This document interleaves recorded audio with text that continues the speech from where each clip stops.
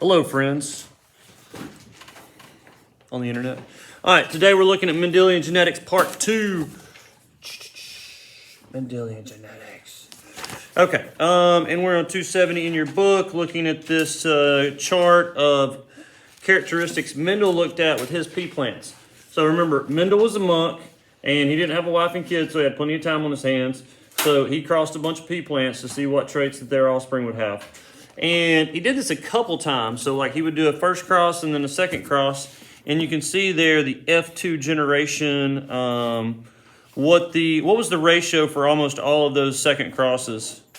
You might tell on 270? 3 to 1. Yeah, so yesterday when you guys did that cross where I told you to cross a homozygous short and a homozygous tall pea plant, what was the ratio in the F2 generation? What was the phenotypic ratio? 1 to 1. No, what? 3 to 3 to 1. 1. 3 to 1 what? 3 to 1 tall. Tall to short, right? So, or 75% to 25%. Make sure you can go back and forth between those. If you're just tuning in, you probably need to go back and watch the previous day's video. Today we are on day 20 of the third 9 weeks, and we are covering Mendelian genetics part 2. So, what we talked about yesterday was a concept called complete dominance, okay? Where one trait is dominant over the other. So if you inherit one trait from mom and have one allele from mom, one allele from dad, then the one that shows up, that's the one we call dominant, okay? So it's the one that's going to somehow override the other one. Now, whatever the mechanism is that causes it to show up, one of y'all are going to have to Google that for extra credit. I'm not really sure on that one. But there is something in the code there that you have these 2 chromosomes and that one trait shows up over the other, okay? So in complete dominant, or when we're talking about complete dominance, so I don't confuse the terms here, let's do one more. I want you to cross let's look at our pea plants here for seed color, okay? So for seed color, the 2 seed colors are what? Purple and white. That's not seed color. Yellow and green. Yellow and green. Which one is the dominant seed color? Yellow. Yellow. So yellow is the dominant seed color, green is the recessive seed color, and in pea plants. So I want you to, I'm going to give you a word problem similar to what you might see on the test, and then see what you guys come up with. So I want you to cross a heterozygous yellow seed color pea plant with a green pea plant. So you're going to cross a heterozygous yellow pea plant with a homozygous green pea plant. Okay? So make that cross and give me the F1 genotypic and phenotypic ratios. Go.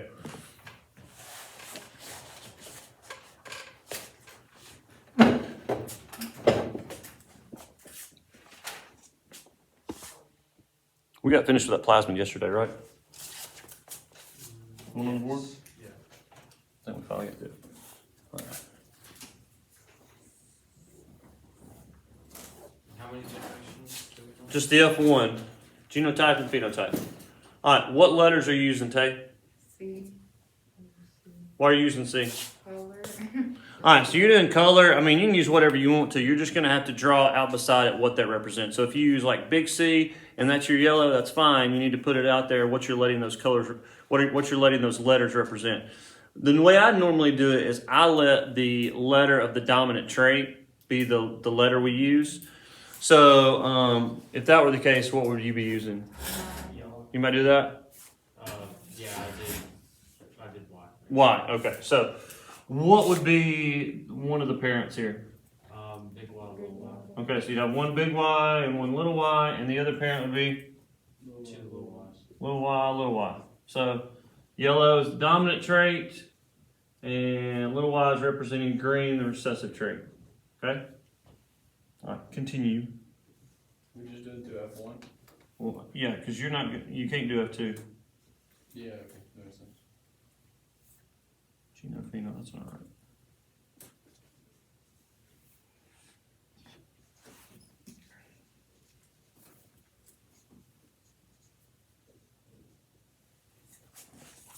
All right, so when you go through and fill this out,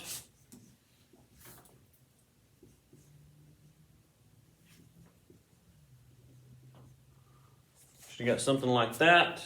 Ashlyn, what is our genotypic ratio here? 1 to 1. 1 to 1, what to what? 50% to 50%. Of what? Of green to yellow.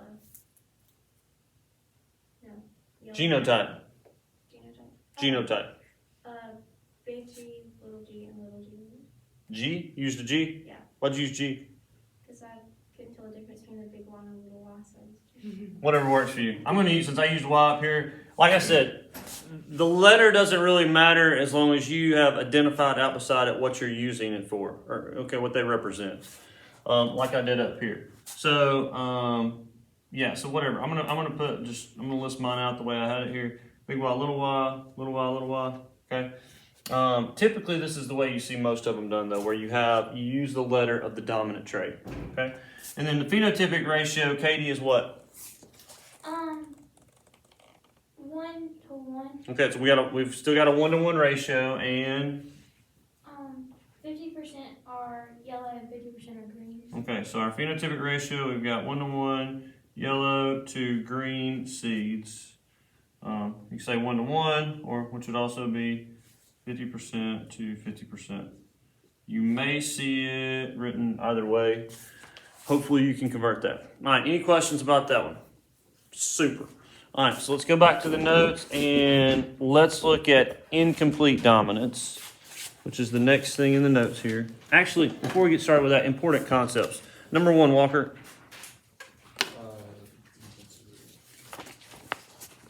Phenotypes occur from proteins or enzymes, and they're a result of genes being expressed within cells.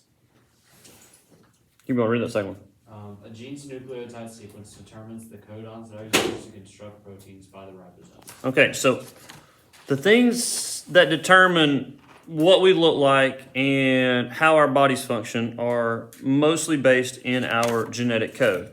And so as those genes get expressed into proteins, then that's what shows up, which we would call the phenotype, right?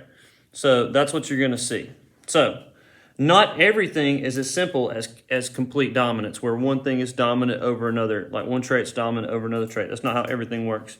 So if you look on 271 over here, you can see an example of another, hold on, that's not an example of it. Well, I'll give you an example. All right, incomplete dominance. Miranda, read that for us. In the notes, Yeah, in the notes. this is where the genetic information is blended together. For example, red plus white equals pink. Neither phenotype is completely dominating the other. They are both seen in a blended version. Yeah, so basically you've got a mixture taking place here in incomplete dominance. One is not dominant over the other. I'm going to give you an example. So let's say, y'all got your papers ready? I want you to cross so this species of flower exhibits incomplete dominance. And one of the flowers is homozygous red, and you're going to cross it with a homozygous blue flower. Okay? I want to know the F2 generations phenotypic and genotypic ratios. Let me say it again. It's incomplete dominance in this type of flower. You're going to cross a red flower with a blue flower. Okay? And I want you to give me the F2 generations phenotypic and genotypic ratios. Go. So they're both homozygous. Sure. Write out like what the ratio numbers mean. Like, What do you mean? Yeah, you need to write them out. like So the two, like different colors or whatever. Yeah, write out those on the ratios. So, I asked you guys to cross so what's our first cross going to look like? So our parents, one of them is going to be RR for the red, and the other is going to be BB for the blue. Doesn't matter where you write them, top or bottom, it's going to come out the same. So you're going to cross them and you're going to get all the same, BR or RB. It does not matter how you write this because plants don't care how you write it. It's whatever's in their genetics, right? So that's going to be all of your F1 generation. Your first filial, that's your first offspring. Their genotypes are going to be BR or RB, and they're all going to be what? What's their phenotypic ratio? Blue. 100% blue. They're 100% what? Purple. Thank you. Blue mixed with red makes purple. Some of y'all need to get some paints. Start playing with them. Okay. They're all 100% purple. Good. How did we get all purple when we started out with blue and red? That didn't make any sense. Because they're all incomplete, so when you cross over, they're all mixed together. Good. So they mix together. So we're going to cross our F1 generation here, and we're going to find the F2, which is what I asked you to really look for. But you had to get this first, okay? So you're going to have BR, like I said, doesn't matter how you write it, you can do it backwards. It's all, you're all going to, these are the possible combinations of the offspring, okay? And when you fill these in, you get the idea. All right, what is our genotypic ratio, Matt? 1 to 2 to 1. 1 to 2 to 1. What's the first one? Blue, blue. Okay, so it doesn't really matter how you write them. We got blue, blue. We've got Blue, red. blue, red, and then we've got red, red, right? Okay, so that's the trace. Those are the genes that we're having in our genotypic ratio. The phenotypic ratio is going to be what? Is it going to be 1 to 1 or is it going to be 3 to 1 like we normally been seeing? Maybe. 1, 2, What is it? 1 to 1. 1, 2, 1. Okay, so it's going to be blue to purple to red. Okay? So that's going to be our F2 generation's phenotypic ratio. 1 to 1 or 25, 50, 25. And the same thing for this one on the genotype. Okay? Anybody got questions on how to do that? That is incomplete dominance. Basically, you've got a mixing. Okay, that's why we use 2 different letters. Now, pseudo similar to that is the next thing in the notes, codominance. Codominance, what does that mean? Mason, read that for us. This is where both Alleles. alleles are seen, but they are not blended together. They are both equally present in terms of phenotype, such as AB blood type. These cells have A and B protein hands. You got that listed for codominance? All right, so, okay, the protein hands, we didn't get that far yet. So, on codominance, it's where both of them are showing up. Now, I'm going to give you an animal example here.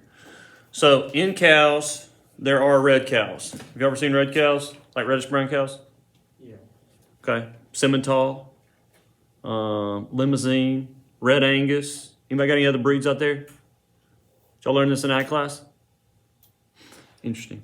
All right. So, yes, we have some red breeds. And then we have some white cows. We have Charolais is probably the most notable that people breed. And so when you cross a red and a white cow, you're not going to end up with a what? Pink cow. Pink cow. That would be very interesting.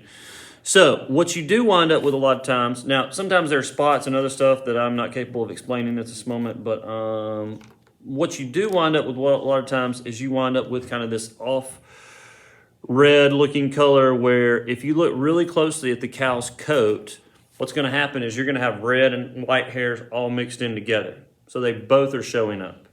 And that's called, I think the color is roan, R-O-A-N, if I'm not mistaken. And it's where both of those things are showing up. So to talk about blood type, I'm going to talk about, what's the other thing that goes along with that? Codominant trait, I think you could also include sickle cell in that. The note writer in here kind of groups it somewhere else, but I'm going to say if you inherit, so we're going to talk a lot about sickle cell disease, which is where you inherit like sickle cell trait from like mom and dad and you have the disease, like your cells are all sickled and they won't flow through your blood right and it causes problems. But you can also be a sickle cell carrier, which is where you inherit that gene from one parent, but the other parent is normal blood cells. So you have some that are sickled and some that are normal. And that gene is actually a beneficial trait because it helps you to become what? Resistant to? No, there's mosquito. Not AIDS. Malaria. Good, you got there. So it's beneficial because the malaria, the plasmodium, the little protist that cause malaria, they have difficulty like replicating in your blood cells when the ones are sickled like that. And so there's enough of them like that that it makes it difficult for them to replicate and really like take over well. So it provides some resistance against malaria. So when you inherit one of those traits from one parent, I got twitch, and one from another, you wind up with some of both. So that's an example of codominance, right? So both of them are showing up, okay? So the next thing, multiple alleles. This is where multiple different versions of the same base allele show up. So if you'll flip over in your book to blood typing, hold on. There's a blood type in here somewhere. Yeah, on page 278. The 3 alleles for the ABO blood groups. Now, normally we've only been looking at 2 alleles, like big T, little t. The tall allele, the short allele for like pea plants. But it's not always just 2 alleles that are controlling something. So in your book here, it does a really good job of being confusing on how to determine what your blood type is if you like know your parents' blood type. I'm going to make a much simpler version of this for you. So you should be able to, if you know your parents' blood type and you know your blood type, you should be able to go and make a Punnett square and determine, hey, that doesn't make a lot of sense. Maybe my dad was the milkman or something because this doesn't seem right. So these are things that you can use this information for if you're suspicious. So I don't like how they use these I's and then the ABs and the little I's. I don't know. That just seems confusing to me. So let's do this. We're going to treat this like a normal Punnett square, but with different characteristics that may show up here. Okay, so let's say we cross, let's say your mom is type A blood, but she's heterozygous type A. Okay, she didn't inherit both A's, but she inherited one of them. And your dad is heterozygous type B. So he inherited one B from his dad, but the other one he did not inherit. Okay, so I want you to make that cross and determine what the phenotypic and genotypic ratios of the offspring's blood type will what the probability will be. Okay, so you're crossing blood types A with B, and both of those are going to be heterozygous. Try that, and we'll come back. All right, dancing up on the board here. All right, so let's see here. Blood typing. We got multiple alleles that are controlling blood types. So what are we going to use for, we'll say mom's up here. What are we going to use for her letters? AO. AO. Okay, so she's type A blood, but she's not homozygous. We said she's heterozygous. Okay. Now, she could inherit A's from both parents, and she'd be, that's kind of the hard thing when you're doing a blood type. So let's say you know your mom's blood type, your dad's blood type. You're not going to be able to tell if they're homozygous or heterozygous. Unless you get like AB or O, and then you would know. But if it's just A or B, you're not going to know if it's homozygous or heterozygous, because you won't know if there's one A or if there's 2 A's. I don't know how we would go about deciphering that. Anyway, so the dad over here, what would his be? BO. You got BO. Boom, roasted. So when you fill these in, you're going to wind up with type AB blood, type A blood, type B blood, and type O blood. Okay? So you're going to wind up, this is your genotypic ratio is 1 to 1 to 1 to 1. That's all blood types, right? So that's what you would wind up with. It could be any blood type if those were the parents. And then the phenotypic ratio is basically, the same thing. It's A is showing up, B is showing up, O is showing up, or AB is showing up on the outside of those blood types. You could, so where it would apply to you, let's say that your mom was A and your dad was O, and you wind up with a type B blood, then you're going to be like, Mom, I know something you know. Christmas better look good this year. All right, so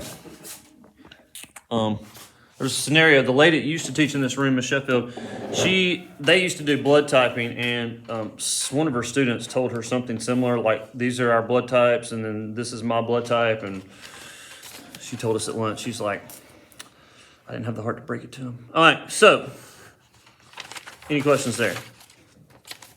Super. We've already talked about universal donor and recipient, so I'm not going to get back into that. Y'all remember how to do we talked about that in immunity. Remember we filled in that chart about how to, who can give to who and who can receive from whom. All right, let's skip over to part 5, Pleotropy. Excuse me. This is on page 278 in your book as well. Let's just kind of talk about it for a second. Read that for us, Matthew. This is where one gene affects multiple phenotypes. Pleo means multiple. Sickle cell disease is a great example. This gene affects the red blood cell shape, oxygen carrying ability, and malaria resistance, etc.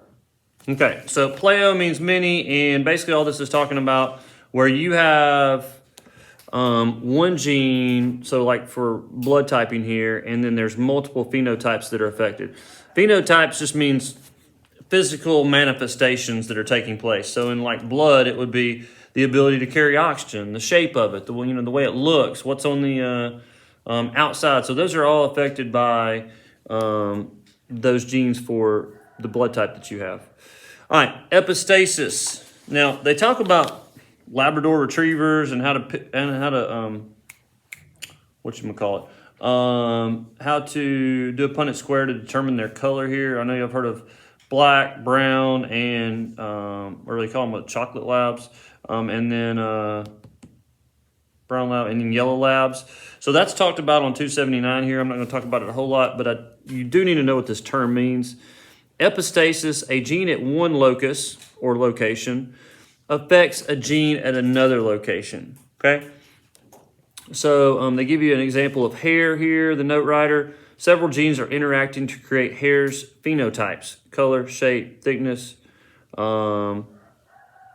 The source of one thing is affecting something else. So all those things have to work together in order to determine what your hair looks like, okay?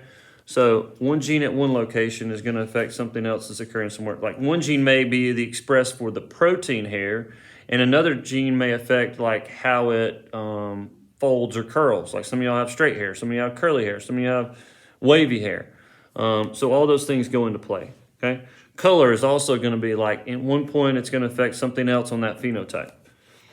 All right, the next thing, polygenic inheritance. So there may exist many different degrees of phenotypic outcomes. Poly means multiple, and gene, so it's talking about many different genes that are working together to affect the phenotype of something. And let's flip back to page 270 real quick. No, that's not right. 280, my bad, next page. All right, skin color. We're going to talk a lot about skin color this year. It's a very easy thing for us to kind of distinguish and look at in humans. And so I know it's only goes skin deep, so to speak, but it is something that's very prevalent. We can all see in here. We've got a wide variety. No, we don't. It's all. We've got a couple varieties of skin tones. Anyway, did you get more variety? Let's see here. Before I get in trouble on the internet. Part A, this is due to quantitative characters. How many alleles you inherit from each parent. Poly means the different genes you inherit. And so let's go ahead and look at the example. Skin color. Many different degrees of skin color from albino to very dark black skin, depending on the same copies you have for that gene. Now, if you look in your book here, okay, they've got a gigantic triple Punnett square. So where there's three different...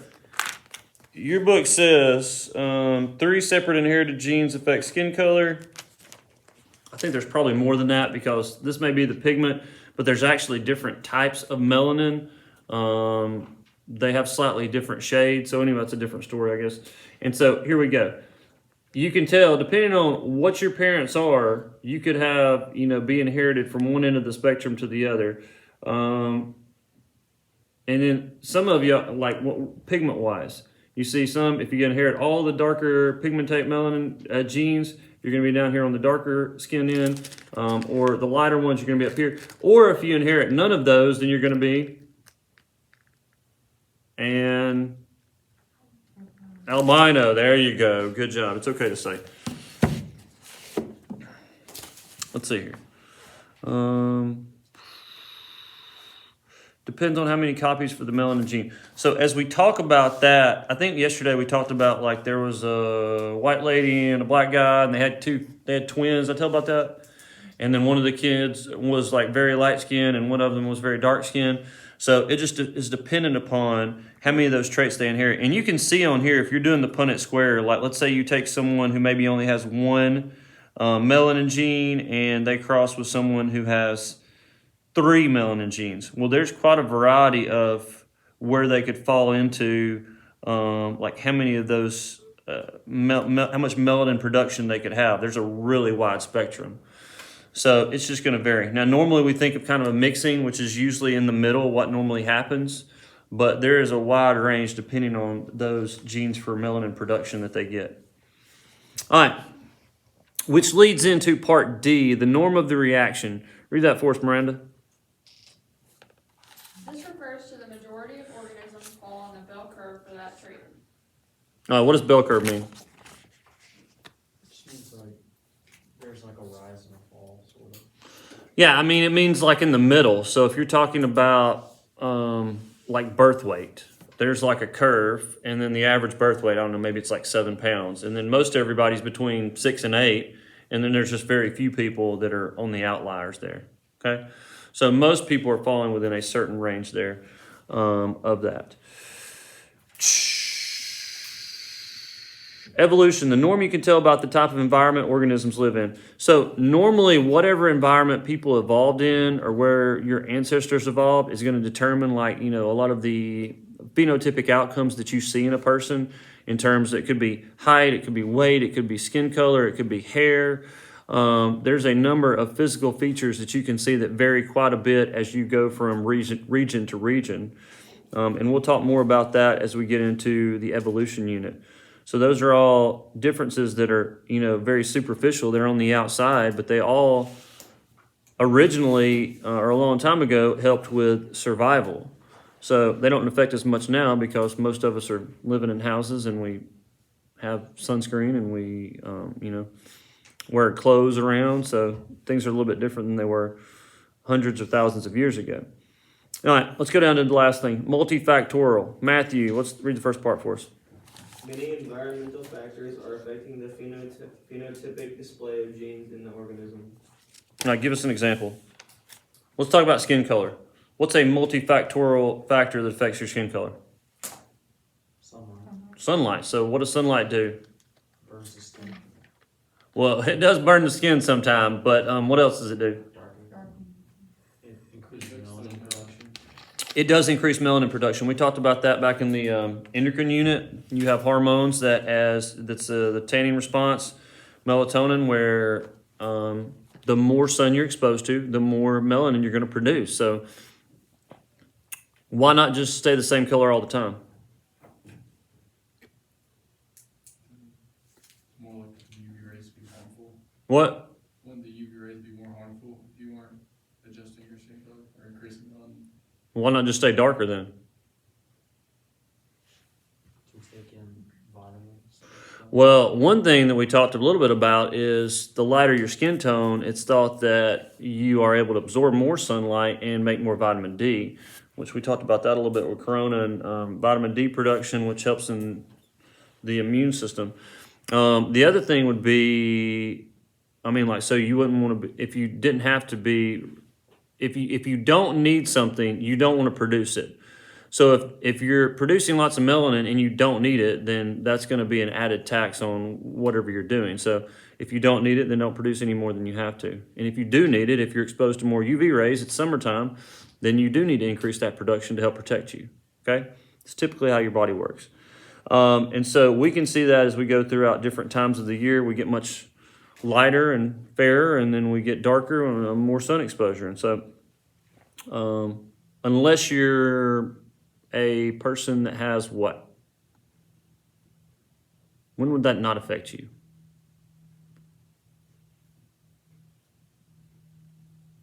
Good, if you're an albino, because you don't have melanocytes. You don't have the ability to make those pigments, and you may go outside, but you're gonna fry. You're gonna get hot. Skin's gonna peel. It's gonna get burned, which some of us already do anyway when we're exposed to too much sun, right?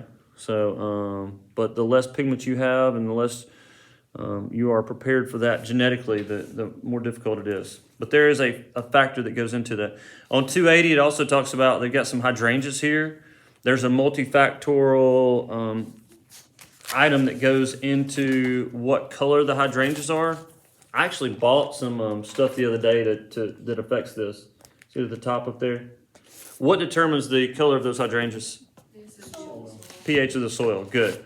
More acidic soil turns a blue-violet, and more basic soil turns a pink, which I think is pretty interesting. I bought some soil conditioner to make it more acidic for my blueberries, but it had a big hydrangea bush on the front, so I guess people that wanted to have blue-violet hydrangeas, I'm kind of partial to the pink ones there, but whatever. Some other multifactorial genes that we have. Height. Why are people taller now than they were 100 years ago?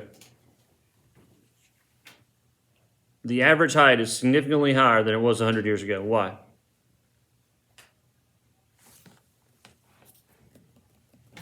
People have more access to more nutrients. Yeah, nutrition. The better your nutrition is, the better you're going to grow, and like whatever your maximum height could be, you're going to get closer to it. Do what, Mariah? I was saying like hormones. The what? Hormones. Hormone, and that may have an effect. I'm not sure about that one. That's a good question. But definitely the nutrition is one for sure. What about intelligence? What can affect your intelligence that's outside of your genetics? More access to education. Okay, so where you grow up, your access to education, nutrition, all of those things can go into your intelligence. Smoking too much pot. Did I tell you about that? I read a study the other day. The more pot you smoke when you're under 18, it lowers your IQ. You know who you are. Weight. Weight can be multifactorial dependent upon. Now, it's pretty obvious, in case you haven't noticed, that people have different body types. Some tend to be a little naturally more on the lean side, and some tend to be naturally more on the robust side. What is some factors that go into your weight that's not simply genetics? How much you take in. Okay, so consumption, what you're consuming, and what's another big factor? Activity, exercise. So those are things going to go into play that may affect you. Now, some people are at a distinct disadvantage or advantage. I guess it depends on who you are. If you're a sumo wrestler, I assume you don't want to be too thin, but so whatever you are, where you want to be, a lot of that's determined by genetics, but a lot of it's also environmental factors, what you're exposed to. So those are things to consider, okay? You guys take care. Forgot something. Dihybrid cross. So we're going to cross two traits, and we're going to see how this affects the offspring, in case you have to do this. So on our pea plant, since we've done this one before, here's what you're going to do. You're going to cross a pea plant that is, can y'all see that high? Okay. So we're going to say it's tall, but it's heterozygous tall, and it's yellow, but it's heterozygous yellow. Okay, so that's one parent. And we're going to cross that parent with a short plant that is also heterozygous yellow. Okay? Now, the first thing that we have to do in a dihybrid cross is what? We got to figure out what goes in these blocks. Okay? So basically what you're doing, if you think about these traits that you're passing on, you're thinking like, well, they're going to, like in the case of sperm, they're going to 4 different cells, like in meiosis, right? What are the 4 possible combinations that could be passed on? Okay? So, for instance, in this one, you could have little t, big Y. You could have little t, little y. You could have little t, big Y. And little t, little y. Okay? So those are the 4 possible combinations that could be passed on to the offspring. So the one on top, what would be the combinations we have? Big T, big Y. All right, so we got big T, big Y. big T, little y. Okay, and then little t, big Y, and then little t, little y. Okay, so those are all your possible combinations of alleles that can be passed on to your offspring. And you're going to fill it in, and then you're going to write out the genotypic and phenotypic ratios. Okay, and we'll come back and check. Okay, Walker caught me, I made a mistake. This one was supposed to be big Y right here. Okay. So when you're putting these together, always put your letters, like your big one first, so you know it's dominant. In this case, we've got big T, big Y, and then you'll do that for each one. In this case, you'd have big T, big Y, little y. So you just bring them down and put them together, and then you'll fill them all out. And then we're going to list out all the different genotypes, and then we'll list all the different phenotypes out and find out those ratios.